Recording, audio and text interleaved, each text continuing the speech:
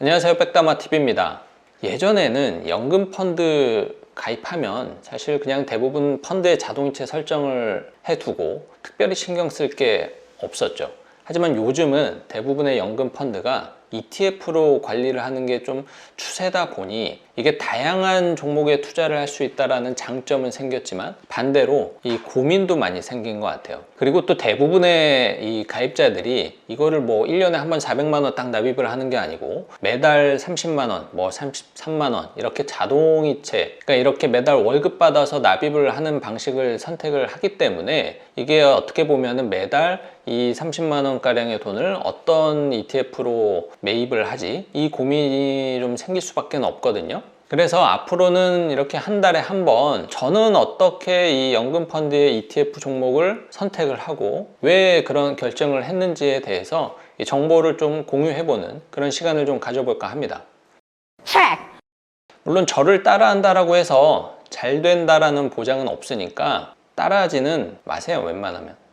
일단 제가 지난번에도 이 연금 펀드를 어떤 종목을 갖고 운용을 하고 있는지 좀 공유를 한번 해본 적이 있는데 그때랑 거의 차이는 없어요.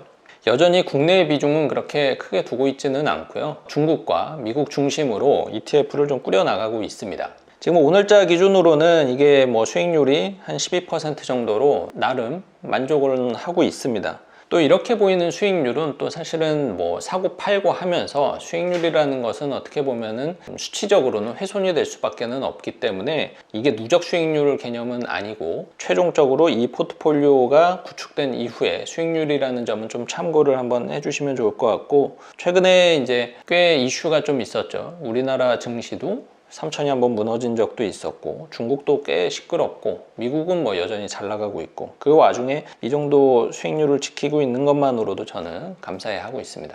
일단 의외로 2차전지 산업이 좀 계속 선방을 하고 있고요. 그리고 가장 효자 종목은 이 차이나 전기차 종목이에요. 그래서 이것보다 수익률은 더 사실 좋았지만 중간에 좀 포트를 좀 변경을 했어요. 중국 인덱스에 대한 비중을 조금 낮췄고 이 전기차에 대한 비중을 조금 높이다 보니까 표면적인 수익률은 좀 낮아졌습니다.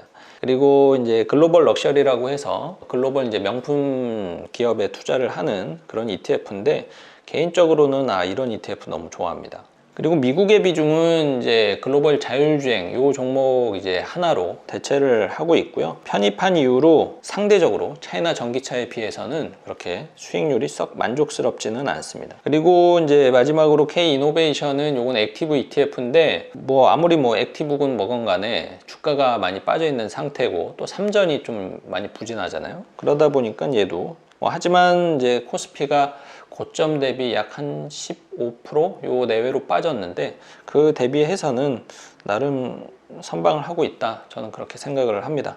자, 그러면은 이번 달에는 어떤 ETF를 살지, 기존의 종목에 추가 납입을 할지 혹은 신규 종목을 새롭게 적립을 시작을 할지 그게 고민인데, 웬만하면은 사실은 기존의 종목에 계속 투자를 합니다. 그리고 사실 매달 한 30만 원 가량 이제 투자를 하는 게 대부분인데, 이게 종목이 너무 많아지면 30만 원 가지고 이게 벌써 종목이 6개인데 하나씩만 나눠 가져도 5만 원밖에 안 돼요. 그래서 이게 종목이 너무 많으면은 제가 봤을 때 오히려 관리하기가 조금 어렵다. 그래서 좀 종목을 웬만하면 5개, 6개 요 비중을 넘지 않는 게 저는 좋다라고 봅니다. 그리고 이제 또 하나의 고민은 이쯤 되면 달리는 말에 올라타느냐, 즉 뭐 수익률 좋은 거를 더 사느냐 아니면은 이제 좀 물타기를 해야 되느냐, 두 가지 고민이 딱 있어요.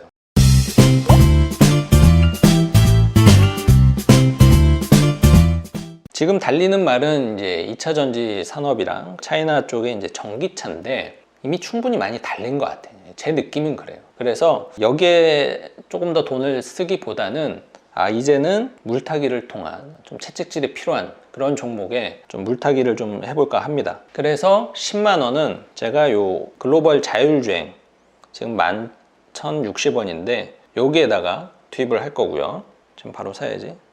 뭐 주식이던 ETF던 조금 성격이 느긋하신 분들은 지정가로 하시는 게 어쨌든 단돈 5원, 10원이라도 세이브를 할 수 있는 방법입니다. 하지만 저는 그런 거 잘 못하기 때문에 웬만하면 시장가로 삽니다.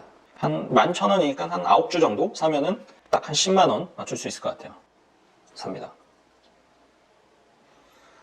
또 하나는 이제 생각보다 조금 부진한 요 타이거 글로벌 자율주행, 요것도 9주 사겠습니다. 시장가. 시장가로 사면 좋은 게 사자마자 체결이 돼요. 뭔가 깔끔한 느낌이에요. 제가 녹환이라고 정신이 없어서 이 글로벌 자율주행을 20개를 18주를 사버렸네요. 그러면 예산이 10만 밖에 안 남는데, 원래는 이 글로벌 자율주행이랑 K 이노베이션 요거랑 사실은 하나 더 추가를 해서 이제 뭘 사고 싶었냐면, 요 차이나 항생테크가 최근에 이제 고점 대비 많이 빠져 있는 상태인데 이제는 조금 반등의 여지가 있지 않을까 싶어서 요거까지 포함해서 3개를 살려고 했거든요. 근데 지금 30만 원 예산 중에 벌써 한 20만 원이 글로벌 자율주행에 들어가 버렸네. 어떡하지? 물론 글로벌 자율주행을 9주 다시 팔고 사도 되지만 그래도 뭐 이미 들어간 거 그냥 이번에는 K-이노베이션을 건너뛰고 항생테크를 사겠습니다. 9주 살 수 있네. 이게 가끔 시장가로 하면은 내가 갖고 있는 현금가보다 매수할 수 있는 금액이 크지 않을 때가 있어요. 그럴 때는 이제 지정가로 해서 하면은 이렇게 최대 주문 가는 금액이 이제 늘어나죠. 그래서 이럴 때는 이제 지정가로 살 수밖에 없습니다. 주문 차이나 항생테크 완료. 그러면 이제 지정가 같은 경우에는 체결이 됐는지 기다려야 돼요. 아직은 미체결 상태인데 좀 성격이 급하다 그러면은 전량 80원, 5원 준정성. 이러면 또 바로 다 체결이 되네요. 오케이. 네, 이렇게 오늘 계획은 원래 3종목 사는 거였는데 제가 방송하다 보니까 긴장해가지고 사야 될 걸 하나 못 사고 2개만 샀습니다.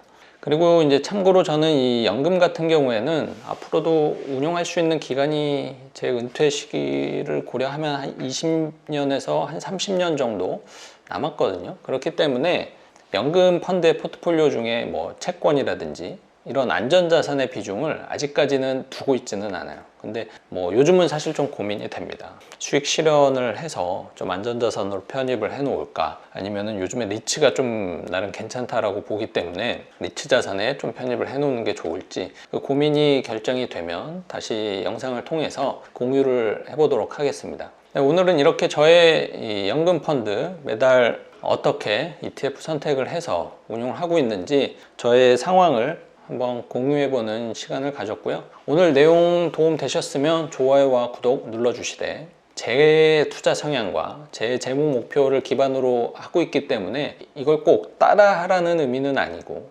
따라한다라고 해서 수익을 보장되는 것도 아니니까 꼭 주의해서 참고만 하시기를 바라겠습니다.